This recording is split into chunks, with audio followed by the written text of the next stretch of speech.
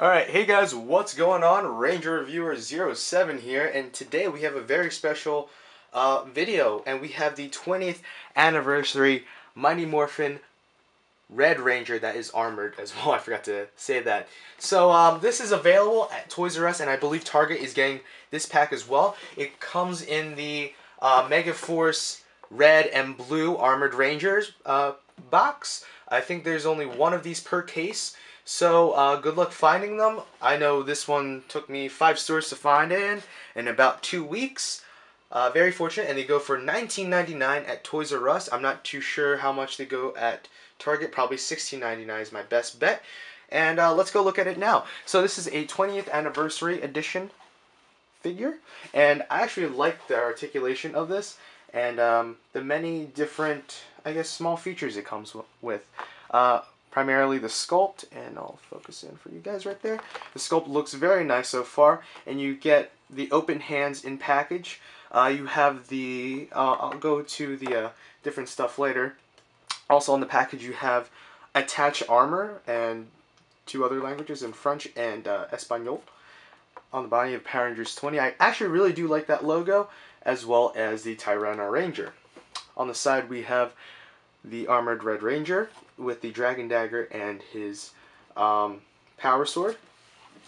On the other side we have another ad for the action card game, and unarmored regular Tyranno Ranger. On the back here we have the typical story that usually comes on all 20th anniversary items. On the Legacy Morphin came with that. Also on the back we have the Red Ranger. We only get one. I don't know why. I guess they show the different features and all the stuff it comes with, as well as the Tokyo vinyl figures, which are also available. I think are $12.99. Pretty steep price point for those, but those are also available. So also on the top there you got a nice Mighty Morphin Power Rangers logo, which I like. So let's get to it. Let us go see what's included in this figure. So one of the first things you'll notice is that it's carded and in box.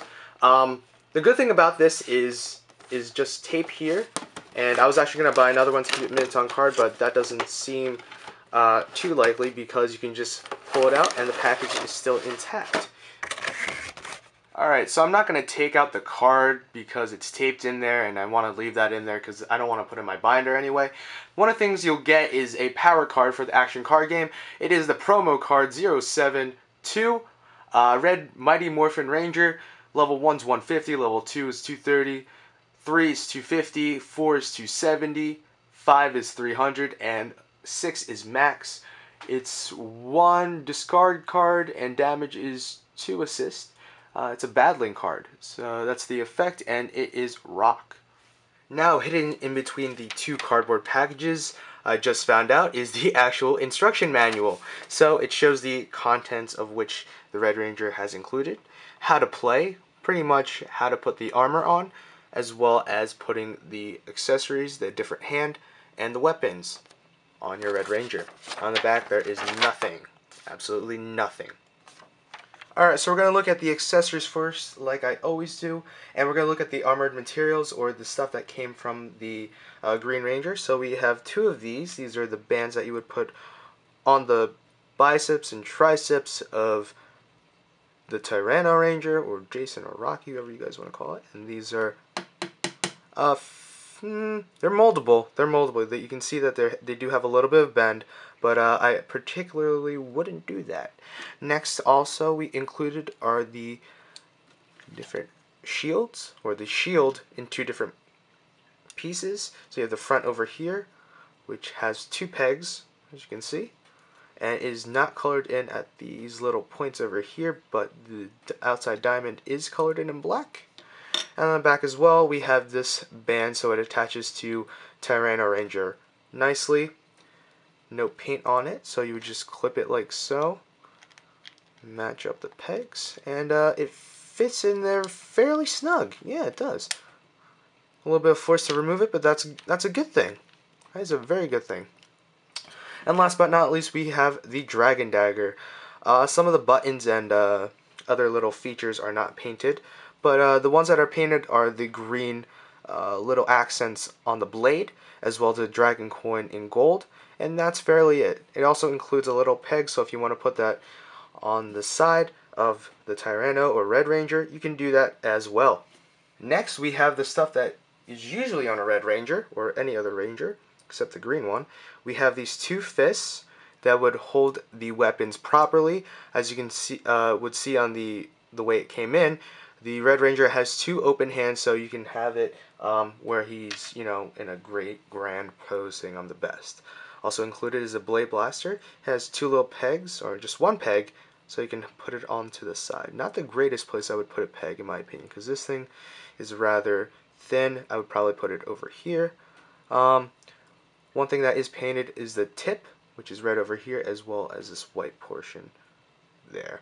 The teeth are not colored in. Not the handle isn't either, or the trigger.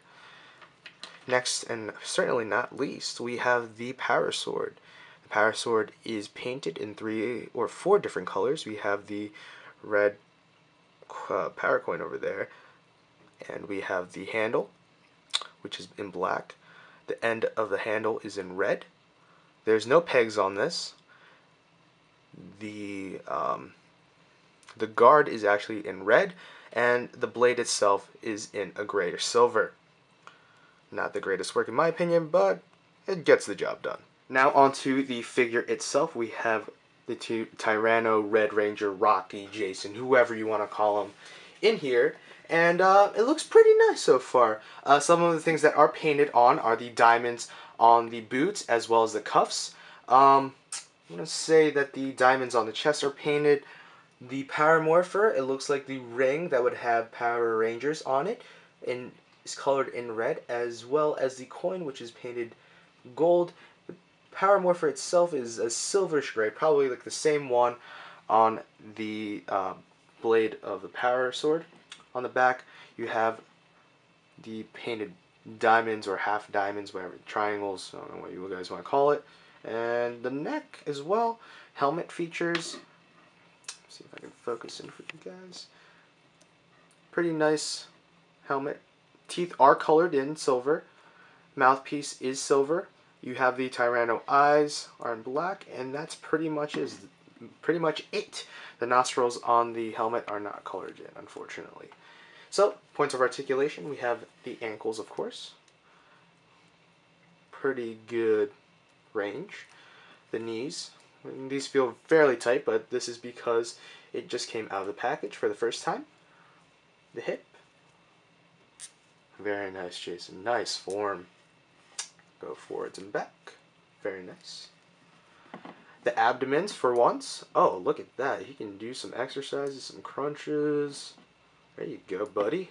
That's some great work right there. I kind of like that. Stretching from side to side. Very nice. Shoulder. Move up and down, like so.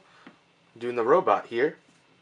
That feels very loose. I hope that shouldn't be a problem. As well as the hands. Can rotate. Going back into form, Jason. Cool. On a little teapot. And then the head cannot move at all, unfortunately. And that's pretty much it. So, we're going to put everything on him, and that should be it. Alright, so we're going to put on the armband and shield. So we have the shield right here. And find the armbands as well, right here. And what you're going to do, I know this might sound really weird, and I'm going to be terrified on this one, to be honest with you guys. We're going to pop this off. Pop off the cuffs. Oh my gosh. Feels like I'm going to honestly break it, but it's just suction. Okay, and he is pretty much handless. And then he holds into place very nicely. I like that.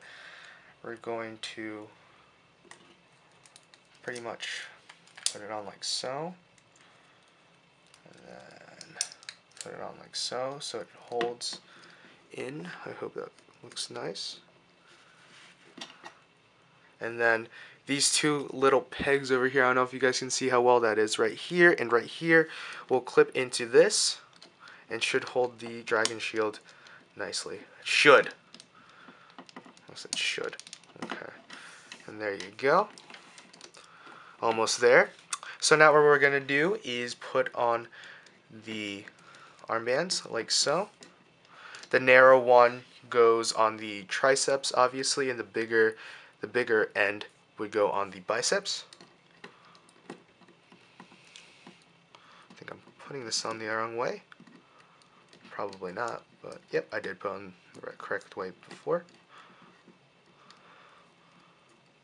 Maybe put narrow. Oh, narrow is biceps and the triceps are for the bigger area. And then you can plop these back on.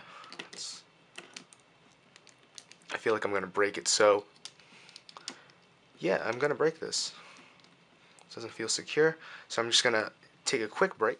Alright guys, we are back, and unfortunately I couldn't show you guys how to replace the hands, and believe me, it was the toughest thing I've ever done. It's because of these ball joints inside the wrist that make it really impossible to stick the actual hand in, and it feels like you're going to break it. The joints, right here you'll see a ball joint right there. Feels like you're going to split that, so there is a lot of excessive force you're going to need to use with this figure.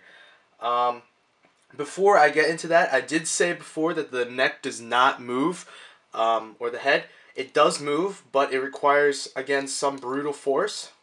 And if you hear it crack on the first try, that's probably why. It's the plastic trying to not settle in, trying to break free from the other plastic. And I don't know if you guys can see this, but I have the hands actually inside the thing in the box, so that's where I like to keep stuff, and I left the card in there too because I'm a little wuss and can't get it out. Anyways, getting to the figure, this armor is ridiculously difficult to put on. It took me at least 15 minutes to put it on. I didn't use the toothpick theory or toothpick method, which is those little circles, holes that you were supposed to put the pegs in to the armor. You're supposed to stretch them out first so that they could combine as one, and there's a little bit of gap in between the shield. You guys can see that right there. Switch to automatic or manual there. So you guys can see there's a little bit of gap in between right there, so it doesn't close fully. Hopefully with some heat or anything like that, it will kind of come together and not show a gap. But other than that, this is a fantastic figure, and let me focus in because that would be nice.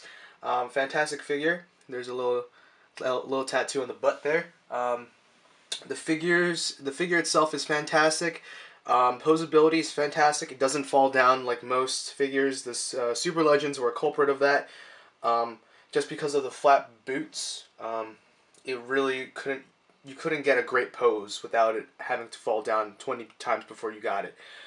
This one, however, you get full posability and without falling on the first try. So joints are very together. They're not loose or anything like that. So if I were to do this, it holds down to place. And the size of the figure is actually fantastic as well. Having it right next to my Dragon Zord, it looks great. So we're going to have it like that. Try to mimic the one on the side here. You guys can see that.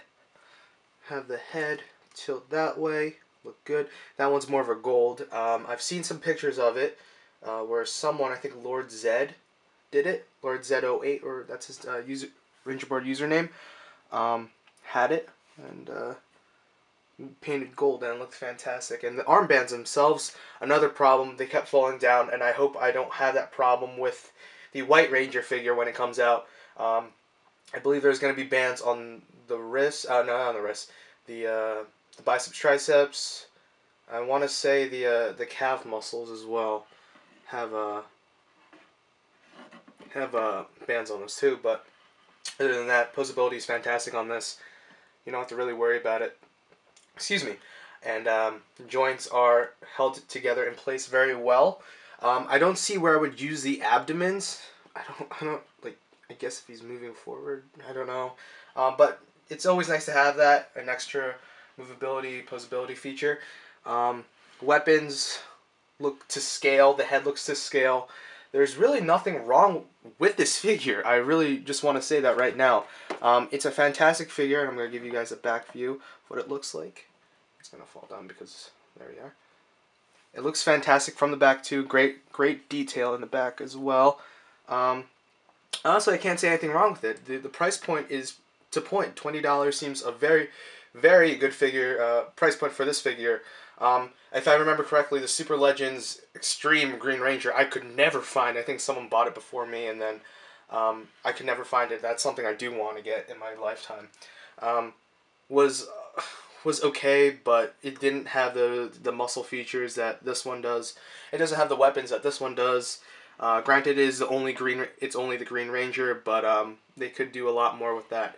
But this one looks great. Can't say anything wrong about it. I think Bandai and Saban, whatever Saban did into talking to Bandai, did a great job in this collaboration. Again, can't wait for the Figuarts to come out. Oh god, that's $45 out of my pocket again. And that's it. I really can't say anything wrong about this figure. Price point is great. Posability is great. The toy itself is great. There's really nothing wrong with this figure, except probably painted weapons, and that's pretty much it. But for the price point, again, it's right there. So that's it for me, Ranger Reviewer 07 here. I hope you enjoyed this little review. I hope to see you guys later. Remember to subscribe to this channel. That'd be great. Follow me on Twitter, WordPress, and Facebook as well. All links will be on the bottom. Just click those, follow me there, and I will see you guys later. Peace, love, Zordon. Yeah.